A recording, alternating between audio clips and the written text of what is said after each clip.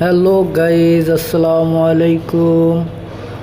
আমরা চলে আসলাম সোনারগাঁ তাজমহলে। তাজমহলে ঘুরতে এসে অনেক সুন্দর সুন্দর জিনিস দেখতে পেলাম, দেখতে অনেক ভালো লাগলো। এনজয় করতে আসলাম সোনারগাঁ তাজমহল। আপনাদেরকে ঘুরে দেখাবো সোনারগাঁ তাজমহল। এখন সোনারগাঁ তাজমহলে প্রবেশ করতে 150 টাকার টিকিট নিল।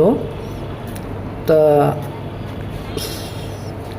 এক টিকিটে তাজমহলের দুইটি জায়গার দৃশ্য দেখা যাচ্ছে, ভালোই, খারাপ না।